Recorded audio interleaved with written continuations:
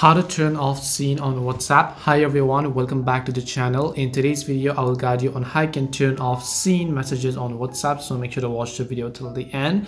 Now, when you send a message to someone, they are going to know that you've read the message when they see the tick has been changed to the blue color. Similar is the case when someone sends you a message, they are going to know that you've read the message. But you want to turn this thing off because sometimes it just bothers you. You don't want the other people to know that you've read the message. To do this, all you have to do is first of all open up WhatsApp. Once you open up WhatsApp, just tap the three dots icon from the very top right hand side of the screen. Once you tap the three dots icon from the top right, you'll find a section where it says settings. You want to make sure to just tap on settings. Once you tap on settings, what you want to do is here you'll find a section that says privacy. So just make sure to tap on privacy.